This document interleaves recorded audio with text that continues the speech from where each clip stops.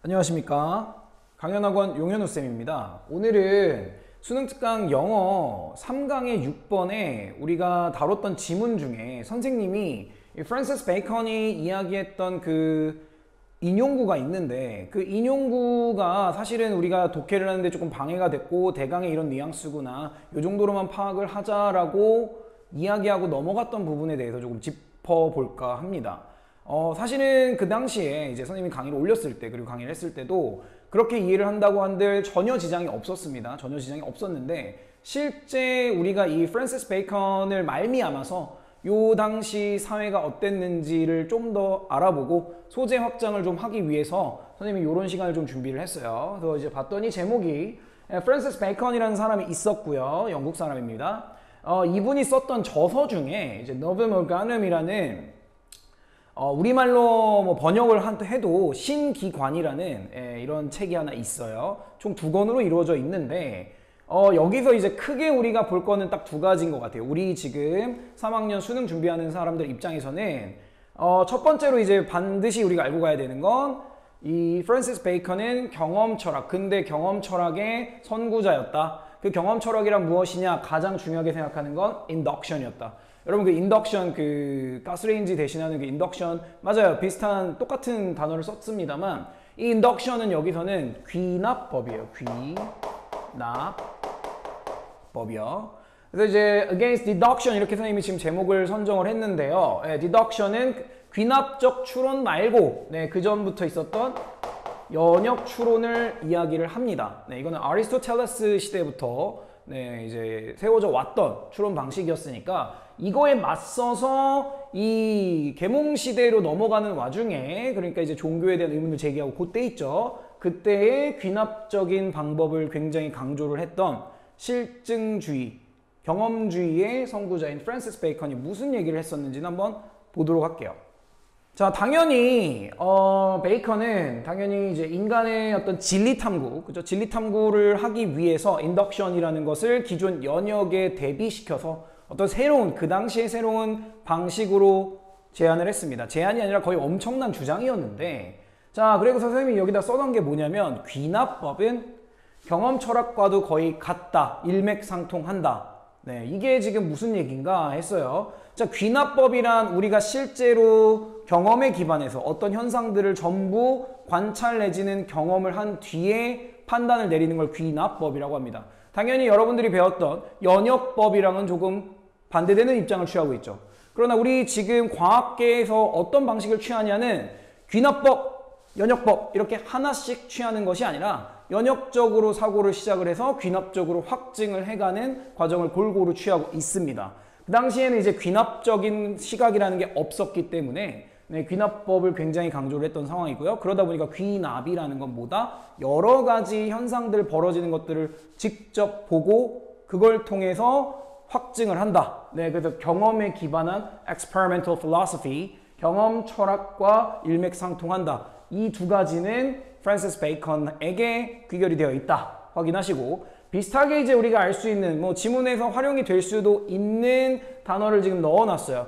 empirical, 우리가 많이 했던 단어죠. 선험적인, 경험에 기반해서 선험적인 과학이었고요. 그게 이제 empiricism, 경험주의 이렇게 등장을 하기도 하고요. 그 다음에 베이컨이안이라고 써있는 거 보니까 이제 베이컨식의, 그죠? 베이컨부터 시작이 된 거니까 그러한 experimentalism, 실제로 실험에서 실증으로 이어지는 그런 실증주의까지도 볼 수는 있겠네요. 아무튼 선생님이 무슨 어떤 장황하게 무언가를 얘기하려는 게 아니라, 그 당시에 계몽시대로 넘어간 이 시기에, 즉 뭐 17세기, 그래 우리 지문에 나왔으니까 17세기에 이르러서는 유럽, 영국을 포함한 유럽에서는 이런 이성, 인간이 과학으로서 자연 탐구, 진리 탐구에서 종교 같은 비합리성이 있는 부분에 대해서는 좀 더 확실하게 해답을 찾아가자라는 자세를 취했던 것 같습니다. 자, 지금 위에 보시면 4things, 4가지 것들이 있습니다. 베이컨이 뭐라고 불렀던? 아이돌이라고 불렀던. 아이돌은 우상이었죠, 그렇죠? 우상이라고 불렀던 건데, 이 우상이라는 말을 좀 얘기를 해볼게요. 우상이란 그 전 시대에, 그러니까 아리스토텔레스에 의해서 세워진 그런 어떤 철학 기반들, 이런 것들에서 철폐해야 되는 우상화가 되어 있는 것들을 안 좋은 것들이라고 지금 부른 거예요. 그래서 뭐야는 interfere with advancing knowledge 였습니다. 뭐야?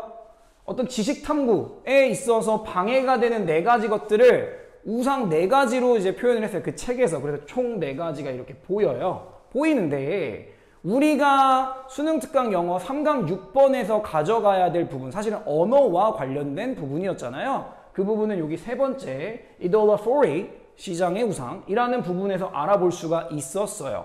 한번 확인해 보도록 합시다. 자, 시장의 우상입니다. 시장의 우상인데 이게 뭐였냐라고 하면 이 말에 현혹될 필요는 없고요. 우리가 이걸 탐구할 건 아니니까. 언어가 좀 잘못된 표현을 했다. 정의를 좀 잘못을 했어. 정의를 제대로 못했어. 그러다 보니까 지금까지 기존의 언어는 좀 폐단이 많았더라. 안 좋은 게 많았더라. 그래서 기존 언어에 대한 부족한 정밀함도 떨어지고, 그 다음 이 부분에 대해서 많은 얘기를 한 거예요. 사실은 3강 6번에 있어서는 그 존재하지도 않는 뭔가 허무맹랑하고 실존하지 않는 것에 대해서 이름을 붙여놓고 그것이 마치 진짜 언어인 것 마냥 사용했던 그런 세태나 그런 상황을 베이컨은 굉장히 비판을 했던 입장이었네요. 자, 그래서 뭐였다? 우리 지문에서 봤듯이 직설적이면서 단순한 언어의 추구다. 그게 바로 진리 탐구의 기반이 되고 그런 자세를 취해야 된다라는 것이 베이컨의 주장이었겠죠. 자, 3강의 6번 지문입니다. 우리가 3강 6번 지문은 해설, 풀이 전부 다 했습니다. 그쵸? 그러다 보니까 선생님은 어느 부분에서 그 인용구가 어떻게 쓰였는지를 다시 한번 그냥 간략하게 훑어볼게요. 자, 처음에 어떻게 됐었죠? 현대 영어로의 어떤 과학적 글쓰기는 17세기쯤 시작이 됩니다. 그런데 프란시스 베이컨, 로버트 보일 했어요. 보일은 혹시 과탐하는 친구들은 아실 거예요. 그렇죠? 원소 발견하신 분. 자, 이분과 뉴튼 같이요. 이런 사람들에 의해서 처음에 시작이 됐네요. 자, 이 기간은 어떤 특징이 있었어요? 아주 강한 논쟁, 그러니까 뭔가 서로 간에 어떤 말다툼들이 있었습니다. 뭐를 두고요? 언어란 무엇인가라는 본질을 두고요.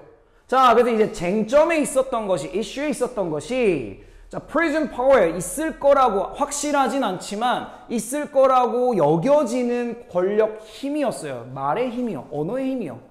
뭐 하려는? knowledge를 컨트롤하려는. 이게 지금 문제거리에 있었고요. 그래서 베이컨이 여기서 드디어 말씀을 하셨죠.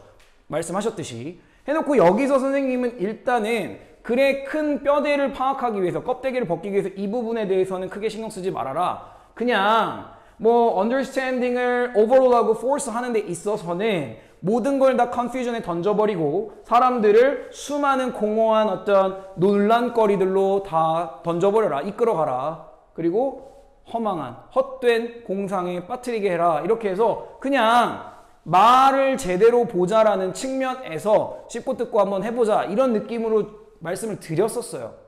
그런데 한번 제대로 한번 해봅시다. 제대로. 자, 여기가 원문이 되겠어요. 여기가 원문이 되는데 원문이 어떻게 시작이 되는지 좀 볼게요. 원문 일부를 발췌한 거예요. 자, nor do definitions and explanations 했습니다. 자, 일단 앞에 무슨 얘기가 있었겠죠. 그런데 어쨌거나 설명들과 정의들도 하지 못합니다 정도로 시작이 됩니다. 이걸 가지고 했는데 어떤 것들에서요, 어떤 것, wherewith는 신경 쓰지 맙시다. 뭐를 가지고 이런 느낌이었는데 learned man 했어요. 누구요? 아, 소위 말하는 배운 사람들, 그치? 지식인들이 want는 뭔가 하려는 경향이 있고 익숙해요 정도로 가져갈게요. 자, 뭐 하려는 데에 익숙해져 있어요? guard하고 defend하고 비슷한 느낌 드시죠? 여기서의 guard, defend는 선생님 수업 때도 얘기했습니다. 변호하고 옹호할 거예요. 누구를요? 자기 자신을 옹호하려는데 바빠요. 어떻게 해서든지 뭐 하기도 하려고요? 어떤 일들을, 문제들을 right, 올바르게, 이 올바른 게 진짜 올바른 건 아닐 거예요. 그쵸? 그들의 변호에 옹호해서 그들의 입장에 맞춰서 올바르게 하려고 어떤 수단이든 쓰려는 경향을 갖고 있어요. 그래서 definition들과 explanation들이 그런 일들을 제대로 해명해주고 해주지 못합니다. 정의 내려주지 못합니다라고 세태에 대한 비판을 했습니다. 그런 맥락에서 그런데 말이야, words가, 말들이, 언어들이 plainly, 단순히 말이야 force and over를 한대요. 그러니까 force와 overrule이었으니까 뭔가 억압하고 강요하고 억누른답니다. understanding을요. 그리고요, 모든 것을 다 뭐 해버리게 돼요? confusion으로 던져버려요. 그럼 여기서의 말이라는 말이 사실 원문엔 없었습니다. 이따 다시 비교해 드릴게요. 이 언어들, 이건 뭐겠어? 기존에 이렇게 쓰곤 했던 말이 안 되는 그런 언어들이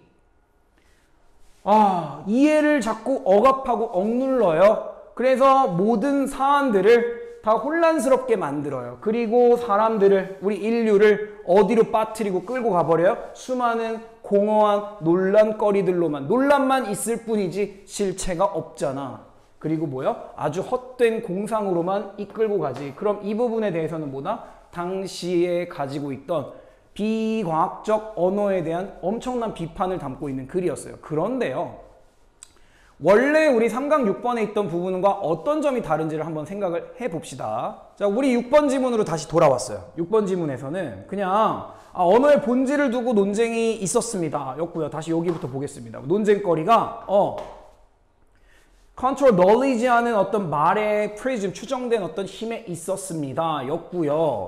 자, 베이컨 씨가 말씀을 하셨죠. 당연히 했는데 선생님 요게 좀 아쉬웠던 거예요. 그쵸? 투부정사가 이렇게 나와버렸어요. 아까 전에 뭐였죠?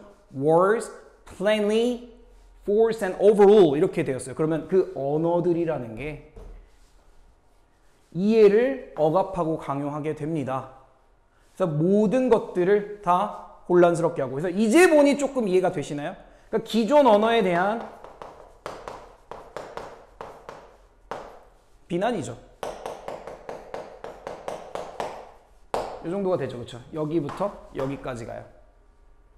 그래서 이렇게 일단은 기본적으로 생각을 해주시기 바랍니다. 그럼 정리를 좀 하면서 경험 철학, 귀납법, 그 다음에 언어의 담백한 사용. 그러다 보니까 우리 원래 원문에서의 답이 어떻게 되었는지는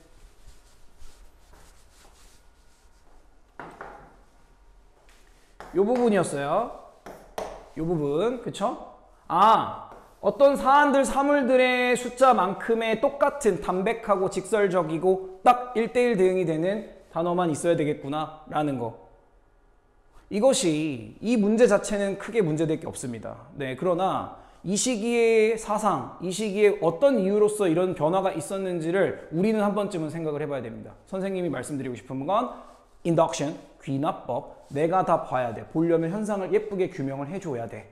하나. 두 번째는 이런 계몽시대에 이르렀을 때의 어떤 위대한 사상가들, 위대한 어떤 과학자들의 어떤 자세를 생각을 해볼 수 있었으면 좋겠습니다. 그래서 오늘은 짧게 여기까지 안내 말씀을 드리도록 하겠습니다. 저는 용현우 쌤이었습니다. 감사합니다.